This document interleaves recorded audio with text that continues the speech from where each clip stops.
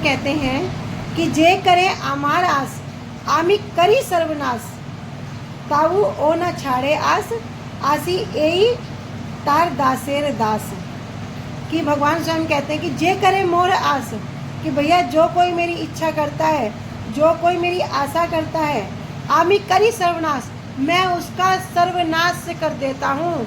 अर्थात सर्वनाश क्या, उसके पास जो कुछ भी होगा, धन बंगला गाड़ी परिवार संपत्ति आसक्ति, सबको खत्म कर दूंगा।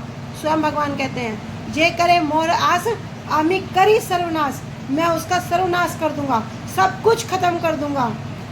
लेकिन कबू न छोड़े आस, जब उस समय भी जब वो मेरी आस नहीं छोड़ता, जब वो मुझे नहीं छोड़ता, आमी हई तार दासेर दास, तब मैं क्या करता हूँ, अपना जो दासों के दास हैं उनको ग्रहण करता हूँ। कृष्ण हलेन भक्तेर धन, ताई कृष्ण धर पते, सही भक्तेर चरणे आश्रय, जिन्हें कृष्ण धन धनी। भैया वही भक्त का जो आश्रय, वही धनी है जो कृष्ण प्रेम में धनी है। तो बहुत सुंदर प्यार है कि जे करे मोर आस आमी करी सर्वनाश, और फिर भी जो मेरी आस नहीं छोड़ता, तब मैं क्या करता हूँ, मैं उनके दासों का भी दास बन जाता हूँ। अनुभाष्य, पश्चिम देशों के ईसाई भक्तों में ये विश्वास है कि उनके गुरु एकमात्र महामती यीशु मसीह ही सभी के जीवों के सभी पापों के भार को ग्रहण करने के तत्पर होकर ही जगत में अवतीर्ण हुए थे। जो ईसाई धर्म के जो लोग हैं, उनका विश्वास है कि जो यीशु मसीह हैं, उन्होंने क्या किया था, सभी जीवों के जो भार हैं, पापों के जो भार हैं, उनको ग्रहण करने के लिए वे तत्पर हुए थे, और इसी कारण से वे जगत में अवतीर्ण हुए। किंतु श्री गौर पार्षदों में श्री वासुदेव दत्त ठाकुर ने श्री हरिदास ठाकुर की भांति यीशु मसीह की अपेक्षा अनंत कोटि गुना अधिकतर उन्नत और उदार सार्वजनिक विश्व वैष्णव प्रेम भाव की जगत के जीवों को शिक्षा दी है।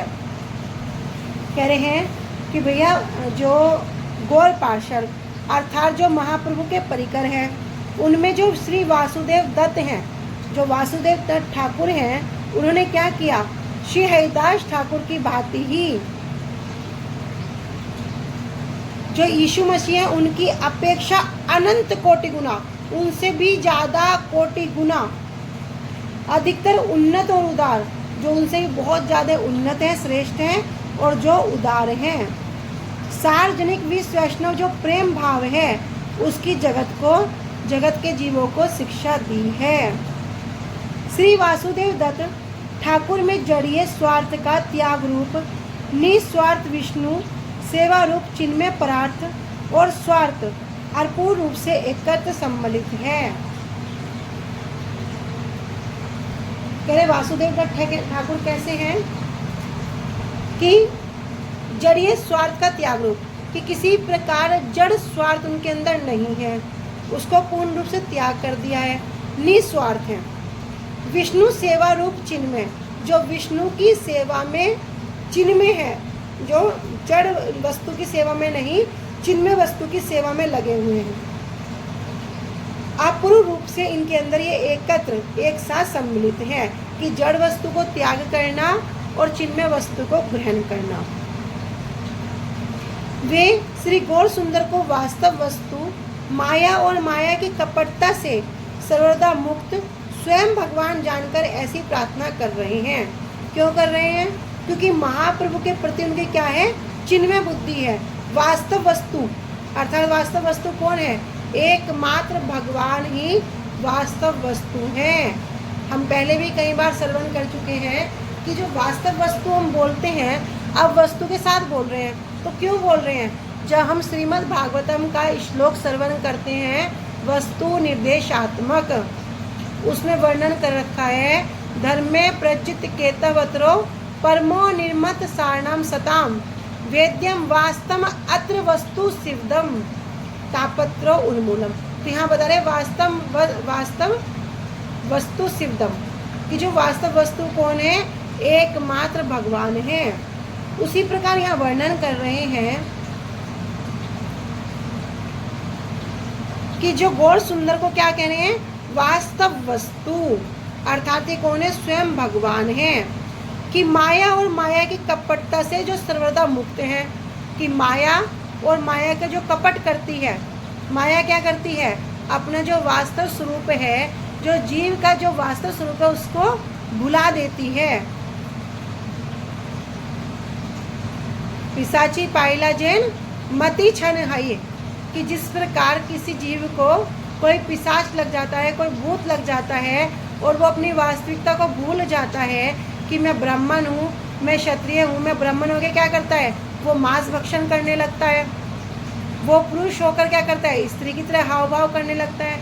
तो जिस भी प्रकार से क्या होता है, वो उसी पिशाच के अनुकूल, उसी भूत के अनुकूल क्या करता है, अपने आप को चेंज कर देता है। उसी प्रकार माया भी क्या करती है, जीव का जो वास्तविक स्वरूप है उसको भुला देती है। लेकिन भगवान कैसे हैं, कह रहे माया से भी और माया की कपटता से भी सर्वदा मुक्त हैं। क्यों मुक्त हैं, क्योंकि स्वयं भगवान है।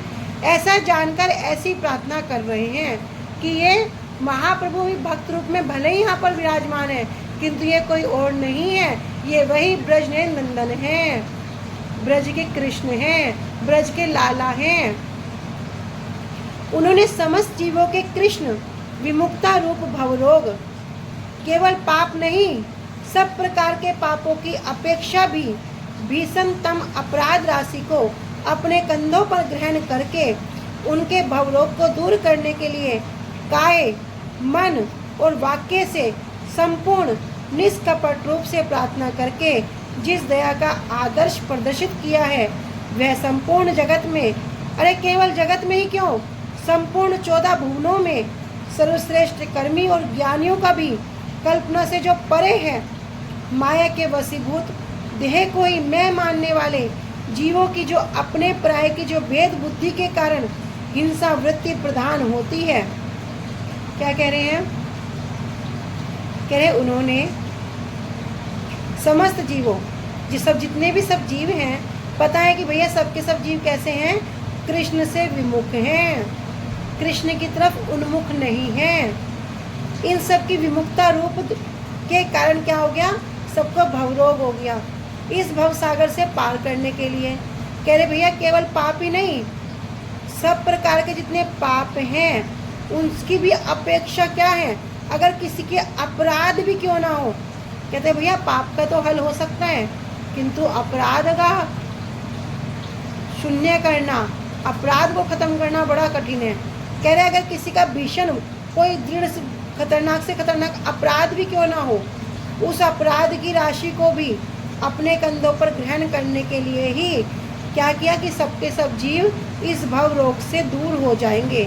और सिर्फ ये प्रयास कैसे किया, कह रहे काय मन वाक्य पूरा संपूर्ण रूप से किया, और अभी हृदय में कोई कपट नहीं है, पूरा निष्कपट रूप से प्रार्थना करके कह रहे जिस दया को आदर्श प्रदर्शित किया है भैया, वो संपूर्ण जगत में, कह रहे संपूर्ण जगत की बात तो छोड़ दो, संपूर्ण 14 भुवनों में जितने भी सर्वश्रेष्ठ कर्मी हो, कितने भी ज्ञानी हो, उनकी कल्पना से भी वो परे हैं।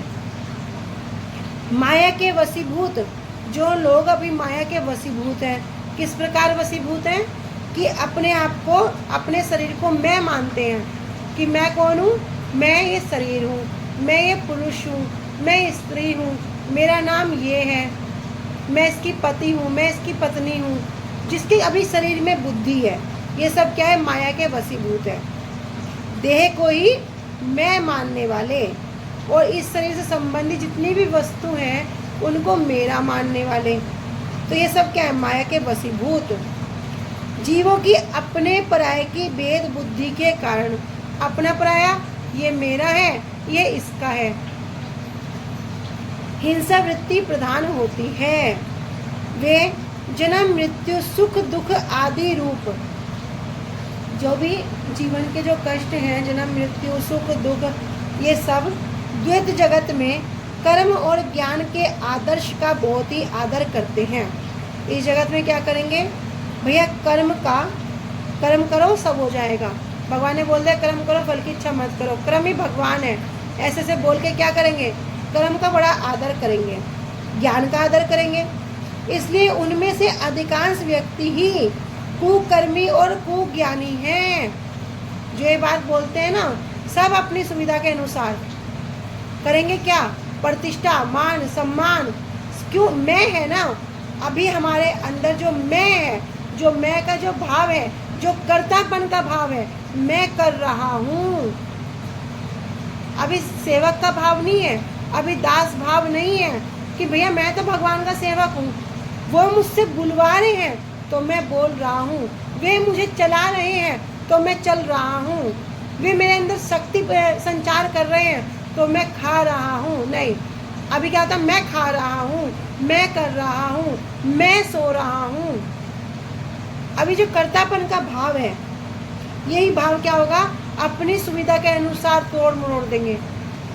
जहाँ सुविधा होगी, अरे बोलेंगे भैया वहाँ तो जाना जरूरी है, नहीं जाएंगे तो ऐसे होगा वैसे होगा। अरे फिर दूसरा बोला, अरे क्या करेंगे जाके, सब कुछ मैं पे डिपेंड है। अपनी सुविधा होगी तो कार्य करेंगे, अपनी सुविधा होगी नहीं करेंगे। अभी ये शरीर से संबंधित है। शरीर को सुख मिलेगा तो सब कार्य होंगे, शरीर को कष्ट होगा तो कोई कार्य नहीं होगा। अब ये भजन कैसा है, भजन में लगता क्या है भैया, शरीर को बड़ा कष्ट मिल रहा है, माला पकड़ी नहीं और इधर क्या हो गए, देखते हैं कष्ट आने शुरू हो गए। बस अभी 4 दिन हरे कृष्ण कृष्ण कृष्ण हरे हरे, हरे राम राम राम हरे हरे करना शुरू किया। देखा भैया रास्ते में कहीं जा रहे थे, पैर में चोट लग गई, घर में आ रहे थे कुछ इस प्रकार से हो गया। भैया सबसे पहले माला को ही खुंटी पे टांग दिया, सबसे पहले माला को ही रख दिया। गुरुजी कहते हैं भैया माला करना, माला के अंदर चूहे के बच्चे मत ब्याह देना कि बस जहाँ तहाँ माला का पड़ी है तो पड़ी है और कुछ दिन बाद देखो उसमें चूहे के बच्चे ब्याह जाते हैं, ऐसा नहीं करना।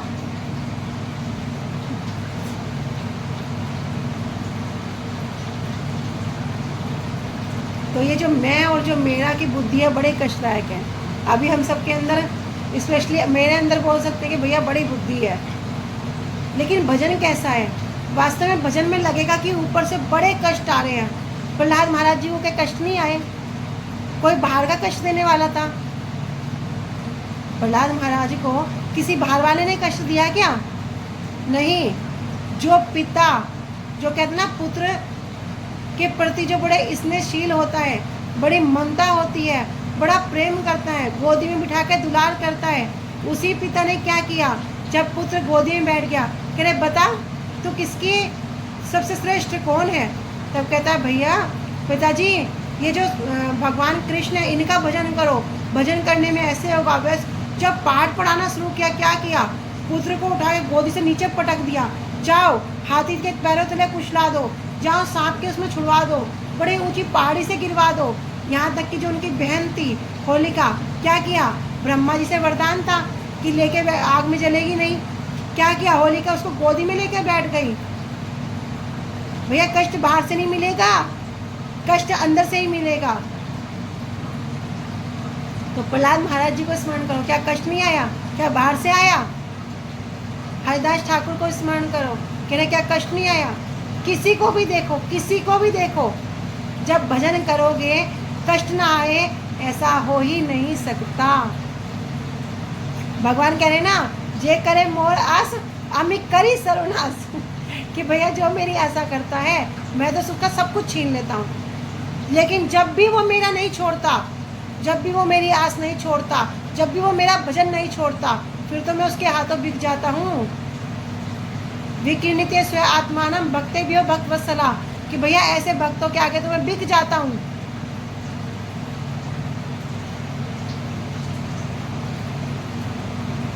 तो भेद बुद्धि के कारण हिंसा वृत्ति प्रधान होती है और जन्म में इसके क्या करता है, अनेक अनेक प्रकार के दुख कष्ट भोगता है और कर्म और ज्ञान को बड़ा आदर करता है।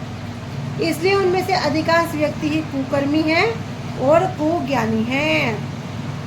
जेई भजे सही बड़ा, भैया जो भगवान का भजन करता है वो ही बड़ा है। तो भैया किसी भी बातों में हमें नहीं उलझना है, ना हमें कर्मी में आना है ना ज्ञानी में आना है। कर्म का फल क्या होगा? कर्म का फल क्या होगा भैया? इसी ब्रह्मांड में विचरण करता रहेगा, इसी ब्रह्मांड के अंदर क्या करेगा? इसी में अपना अच्छे कर्म करेगा, ऊंचा लोक मिल जाएगा, बुरे कर्म करेगा, नरक मिलेगा, वापिस फेंक देंगे। कर्म का फल ज़्यादा बड़ा नहीं है, इसी ब्रह्मांड में विचरण करते रहेंगे।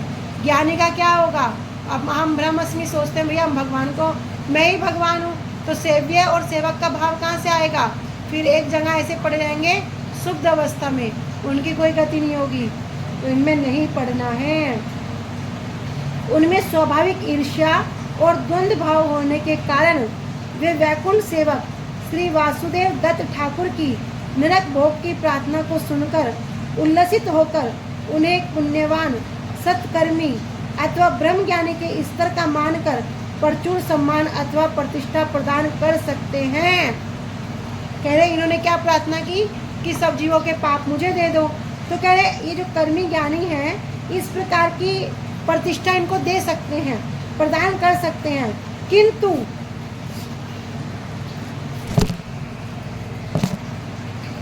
वासुदेव दत्त ठाकुर उसकी अपेक्षा भी अनंत कोटि गुना अधिक जीवों के प्रति दया प्रवृत्ति से युक्त हैं।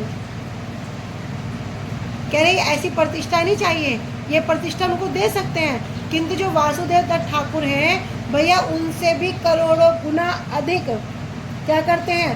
सभी जीवों के ऊपर दया दिखा रहे हैं, सभी जीवों की दया में लगे हुए हैं कि प्रभु आप क्या करो, इन सब जीवों के जो पाप हैं, जो कष्ट हैं, जो दुख हैं, वे आप सब मुझे दे दो। यह बिल्कुल भी अतिरंजित प्रशंसा वाक्य अथवा अर्थवाद नहीं है, बल्कि अति निरपेक्ष सत्य बात है।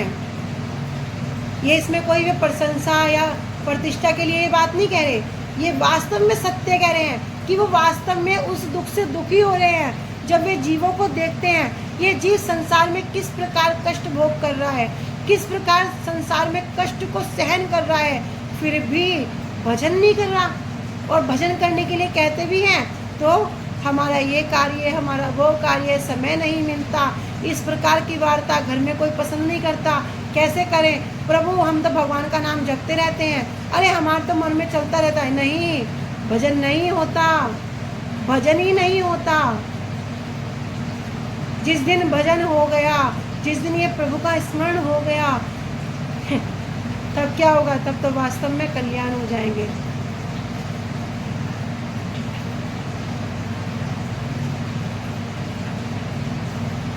वास्तव में उनके समान पर दुख दुखी श्री गौरदास गणों के आगमन से पृथ्वी धन्य हुई है। ये कौन है? पर दुख दुखी। बार बार हम एक बात बड़े ध्यान से श्रवण करते हैं, सबको स्मरण भी हो गया होगा कि भैया वैष्णव कौन है? कि वैष्णव जन तो वे कहिए जो पीड़ पराई जाने रहे। भैया जो दूसरों की पीड़ में, दूसरे की पीड़ा को देखकर जिन्हें अत्यधिक कष्ट होता है उस पीड़ा को वे अनुभव करते हैं, किंतु हम कैसे बदजीव हैं। थोड़ा सा भी देख लें किसी वैष्णव के प्रति, देखने की बात छोड़ दो, देखा भी नहीं, सिर्फ श्रवण कर लें, सिर्फ सुन लिया, परजलब के शिकार हो गए, इतना सुन भी लिया, पता उस वैष्णव ने ऐसा किया। भैया बड़ी बड़ी निंदा, बड़ी बड़ी उनकी चुगली, बड़ी बड़ी स्तुति करने लगते हैं, फिर भूल जाते हैं कि ये कौन है, ये वैष्णव हैं, भूल जाते हैं। और क्या करते हैं? जो पाप है, पाप तो छोड़ दो, अपराध, अभी सुना ना, भीषण अपराध, कह रहे ऐसे अपराधों को हम ग्रहण करते हैं, फिर कहते हैं प्रभु जी हम तो इतनी माला करते हैं, पता नहीं फिर भी कोई अनुभूति नहीं होती, फिर भी हमारा भजन नहीं होता, क्या करें, कैसे करें? लेकिन गुरु जी बार बार बोलते हैं, बार बार बता रहे हैं कि भैया ये जो भक्ति रूपी बीज मैंने क्या किया, तुम्हारे हृदय में जो रोपित कर दिया, जो बो दिया। कैसे बो दिया? भैया हमारी जो भूमि है ये क्या इतनी उपजाऊ भूमि है कि तुम कोई भी बीज डालोगे फलीभूत हो जाएगा? ये तो बड़ी बंजर भूमि है। लेकिन गुरुजी क्या करते हैं, इसको पहले मुलायम करते हैं मिट्टी को, जैसे किसान करता है ना, किसान पहले उस भूमि को उपजाऊ बनाता है, पानी देगा, बड़े बड़े डले पत्थरों को फोड़ेगा, मोटे मोटे कंकरों को, पत्थरों को बाहर फेंकेगा, बड़ी सुंदर भूमि को तैयार करेगा, तब जाकर कहीं किसान उसमें बीज बोता है। ऐसे करके गुरुजी ने जो इसमें बीज बो दिया, फिर क्या कह रहे हैं, कह रहे इस बीज में से क्या होगा, कोई छोटा सा पौधा निकलेगा, छोटी सी टहनी निकलेगी, शाखा निकलेगी, करते करते बड़े कोमल कोमल 2 पत्ते निकलेंगे, फिर 4 पत्ते निकलेंगे, फिर 2 पत्ते और निकल के 6 पत्ते। कह रहे ऐसे करते करते जब वो शाखा बढ़ेगी, कह रहे फिर उसे बचा के रखना पड़ेगा कि कोई आके जीव जंतु से नष्ट ना कर जाए, कोई पागल हाथी उसे कुचल ना जाए। बार बार सुनते हैं, पर सुनने मात्र से, श्रवण करने मात्र से भी हमें वो श्रवण नहीं हो रहा। क्यों? क्योंकि अभी हमारी जो बुद्धि है, जो आसक्ति है, वो संसार में ज़्यादा है। अभी हमें भव रोग हुआ है ना, अब भव के रोगी को तो भैया ये भव संसार की बातें अच्छी लगेंगी, भव रोग दूर कैसे होगा। बार बार सुनते ना कि जिस प्रकार पीलिया के मरीज को मिश्री मीठी नहीं लगती, किंतु उपाय क्या है, मिश्री को ही चूसना पड़ेगा। जब मीठी लगनी शुरू हो जाए, समझ जाओ भव रोग दूर हो गया। उसी प्रकार हमें भी ये हरि नाम अभी स्वादिष्ट नहीं लगता। हरि नाम कहते हैं बड़ा रस है, बड़ा रस है। अरे जिसकी जिह्वा पे आ जाए वो छोड़ ही नहीं सकता, पर हम तो पकड़ ही नहीं पा रहे। इसका मतलब क्या हुआ, अभी हम उस भव रोग में फंसे पड़े हैं। बार बार हमें कह रहे हैं भैया इस अपराध से बचो, इस अपराध से दूर रहो, मत सुनो किसी की निंदा। अगर सुन भी लिया, कहते ना कि देखी भी सुनी भी पर बोली भी ना। अगर किसी कारण से देख भी लिया, किसी कारण से सुन भी लिया, तब भी चुप हो जाओ, बोलो नहीं। बोलने से क्या होगा, बस बोलने से ही काम खराब हो गया, बोलने से ही उद्धार खत्म हो गया। फिर पढ़ेंगे इस जन्म में। भैया पाप के फल तो भुगतते नहीं जा रहे, अपराध के फल कहाँ तक भुगतेंगे। बार बार सुनते हैं वैष्णव जन तो वे कहिए जो पीर पराई जन है, वैष्णव जन हमें शिक्षा दे रहे हैं, हमें भगवान के चरणों की सेवा दे रहे हैं, हमें बता रहे हैं कि वास्तव वस्तु क्या है, उस वास्तव वस्तु को प्रदान करते हैं। किंतु हम 1 मिनट नहीं लगाएंगे, 1 सेकंड नहीं लगाएंगे अपराध करने में, और अपराध करेंगे तो क्या होगा, मरेंगे। एक कथा सुनी है ना कि एक बार एक राजा ने बड़ा सुंदर भंडारा किया, बहुत बड़ा भंडारा किया, सबने सुन रखी होगी, संक्षेप में सुन लो। बड़े बड़े सब महात्माओं को, ऋषियों को, साधुओं को, सबको आमंत्रित किया। उसी भंडारे में क्या हुआ, एक जो उनका ही सेवक था वो थोड़ा दुष्ट हो गया, क्रोध हो गया। क्या किया, उस खीर भोग में मरा हुआ सांप लाकर डाल दिया। जब मरा हुआ सांप लाकर डाल दिया, तब क्या हुआ, सबको क्या पता, बड़े सुंदर तरीके से भंडारा प्रसाद हुआ, सबने खाया और सबके सब मर गए। सब साधु संत जितने प्रसाद पाए सबके सब मर गए, सबकी सब मृत्यु हो गई। तब अब पाप किसको जाए, चित्रगुप्त भी हैरान, यमराज भी हैरान, क्या करे, ये पाप किसके खाते में लिखे, क्योंकि राजा ने तो जान के किया नहीं, तो किसके खाते में पाप लिखे। भैया जिन्होंने बनाया उनको भी पता नहीं लगा। इस प्रकार सोचते सोचते क्या कर रहे हैं, कह रहे कि एक वहाँ पर एक कुछ लोग बाद में राजा के पास मिलने के लिए आए, तो वो पूछे किसी औरत से कि भैया उसका राजा का महल कहाँ पे है। कह रहे अच्छा, उसी राजा का जो भंडारे करते हुए क्या करता है, वो साधुओं की मृत्यु करता है। इतना कहते ही यमराज जी सब सुन रहे हैं। धर्मराज जी चित्रगुप्त से कहते हैं इसके खाते में पाप लिख दो, इसके खाते में लिखो। भैया जिसने किया उसे पता नहीं था, जिसने बनाया उसे पता नहीं था, लेकिन इसका क्या काम, इसका तो कोई काम नहीं था, लेकिन इसने क्या किया, जब बोला ना सारा का सारा पाप उसके खाते में लिख दिया। तो ये तो पाप की बात है, अपराध तो और भी भयंकर है। बार बार सुनते हैं भैया वैष्णव के प्रति कैसी बुद्धि रखनी है, कैसे करना है। अगर करेंगे फिर कहेंगे हमारा भजन नहीं होता, भजन नहीं हो पा रहा। क्यों नहीं हो रहा, क्यों नहीं हो रहा, अपने आप को स्वयं परखना पड़ेगा, कोई दूसरा आके हमें नहीं परखेगा। कह रहे ऐसे जो गौरदास गण हैं, महाप्रभु के जो परिकर हैं, ये जितने भी महाप्रभु के परिकर हैं, ये सब के सब इनके आने से ही ये पृथ्वी धन्य हो गई है। कह रहे केवल प्रपंच ही नहीं बल्कि समस्त जीव कुल भी धन्य हो गया है। ऐसे गौर भक्तों के गुणगान में ही जीवा की सार्थकता है। भैया इन वैष्णवों का गुणगान करो, इन वैष्णवों की महिमा अनंत है। हम तो इस मुख से क्या महिमा गान करेंगे। अभी तो हम संसार में इस प्रकार आ सकते हैं कि क्या करें, मेरा बेटा तो इतना बढ़िया है, मेरा पति तो ऐसा है, मेरी पत्नी तो ऐसी है, इस महिमा को गुणगान करने में लगे हैं। यद्यपि क्या होगा, वही पति, वही पत्नी, वही पुत्र कष्ट देता है। गुरु जी कहते हैं, कह रहे सारा जीवन सुबह से करते आए हो, आज तक तुमसे कोई खुश हुआ है क्या? किसी को खुश कर पाए हो क्या? नहीं कर सकते, नहीं कर सकते। सुबह शाम तक एक पैर पे खड़े होकर भूखे प्यासे रहकर सारा दिन सेवा करो, शाम को कोई छोटी सी भूल हो जाए, भैया गाली दे के बात करेंगे। कह रहे कोई नहीं करता, तुम इस संसार में किसी को खुश नहीं कर सकते। तो सार्थकता क्या है जीवा की? भगवान का नाम का गुणगान करो, उनके भक्तों के नाम का गुणगान करो, गुरुवर की महिमा का गुणगान करो, वैष्णव जन की महिमा गुणगान करो, जिनसे सीखो उनकी महिमा को गुणगान करो। यदि कोई किसी की निंदा कर रहा है, चुगली कर रहा है, कहते बढ़िया कितना बड़ा अपराध है, कह रहे तो सुनो मत, क्या करो, सुन लिया तो सवस्त्रों के साथ जाकर स्नान करो। और कवियों और ऐतिहासिक व्यक्तियों की लेखनी जब लौकिक भावों को छोड़कर उनके समान अकिंचना भगवत भक्ति युक्त महाभागवतों के गुण वर्णन कार्य में नियुक्त होगी, तब क्या होगा? तभी उसकी सर्वश्रेष्ठ सार्थकता होगी। ये जो कवि हैं, ये क्या करते हैं, अब लौकिक संसारिक बातें लिखते हैं, कह रहे संसारिक बातों को छोड़कर ऐसे भगवान के जो भक्त हैं उनकी महिमा को जब लिखेगी, तभी उनका जो करना है वो सार्थक होगा। महावदान्य श्री कृष्ण चैतन्य के दास इतने महतो अपि महियान, अर्थात महाप्रभु के जो दास हैं वो कौन है? महान से भी महान हैं, और गरियों से भी गरियान, और श्रेष्ठ से भी जो श्रेष्ठ हैं।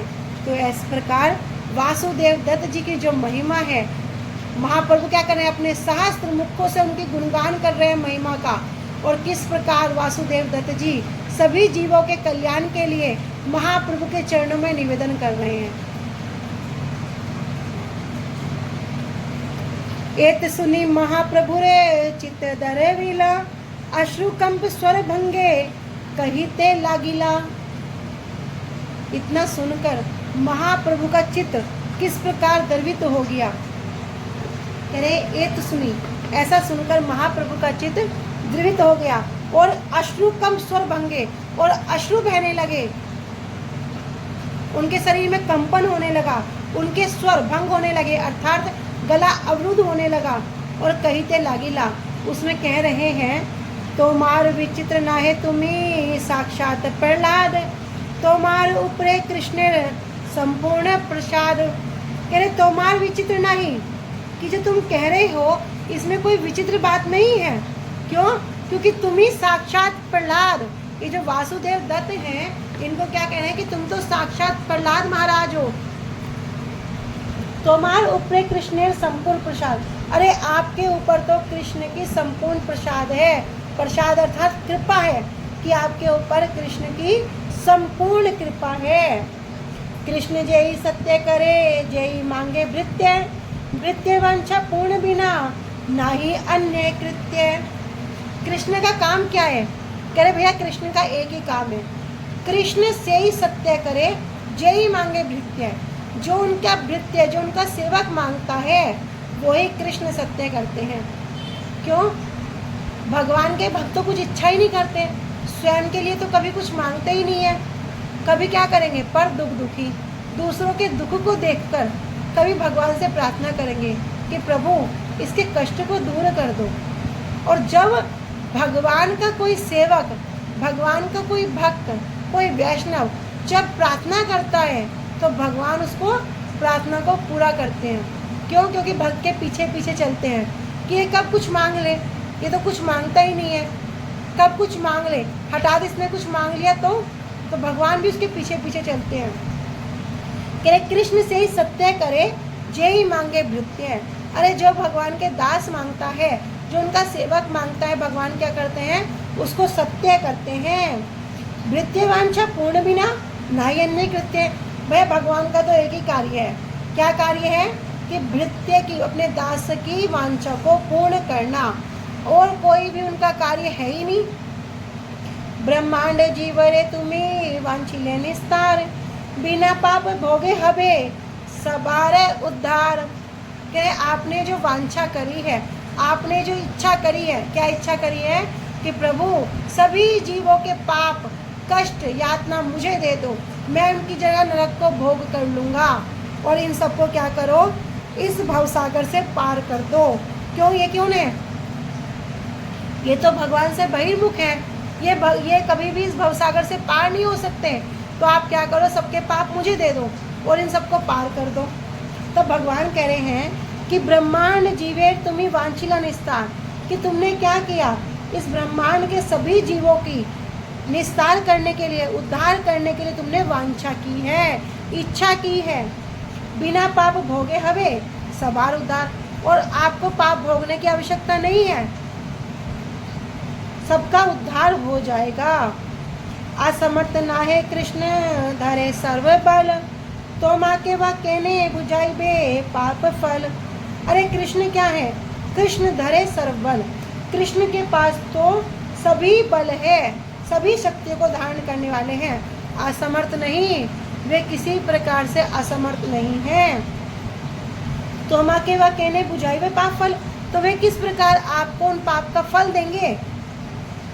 तुम्हें जा रही हितवांछा से ही हाइल वैष्णव, वैष्णवेर पाप कृष्ण दूर कर सब। किस प्रकार कह रहे हैं? कि तुम्हें जार हित वांछा, कि तुमने क्या किया? सबके हित के लिए वांछा करी, इच्छा करी। से हाइल वैष्णव, ये कौन कर सकता है? ये तो एक वैष्णव ही कर सकता है। जो सबके हित के लिए वांछा करता है वही वैष्णव बन जाता है। वैष्णवे पाप कृष्ण दूर कर सब। और भैया वैष्णव के क्या करते हैं? जितने भी पाप हैं सबको कृष्ण क्या करते हैं? सबको दूर कर देते हैं। देखो शुरू कहाँ से किया था? चलो इस बात को हम बाद में लेंगे, पहले इसको अर्थ श्रवण करते हैं। यह सुनकर महाप्रभु का हृदय द्रवित हो गया, उनके नेत्रों से आंसू बहने लगे, उनका शरीर कांपने लगा और गदगद स्वर से कहने लगे, हे वासुदेव, तुम्हारा ऐसा कहना कोई आश्चर्य की बात नहीं है। क्यों नहीं है? क्योंकि तुम तो साक्षात प्रहलाद हो। अरे प्रहलाद महाराज ने भी तो यही कहा था कि सबका उद्धार कर दो, सबके पाप, सबके कष्ट, सबके दुख मुझे दे दो। भगवान कह रहे मांग, क्या मांगना है? और प्रहलाद महाराज जी ऐसे से वर मांगते हैं। कहे तुम्हारे ऊपर तो श्री कृष्ण की संपूर्ण कृपा है, उनका दास जो कुछ मांगता है श्री कृष्ण उसे सत्य कर देते हैं। अपने दास की इच्छा को पूर्ण करने के अतिरिक्त श्री कृष्ण का अन्य कोई कार्य है ही नहीं।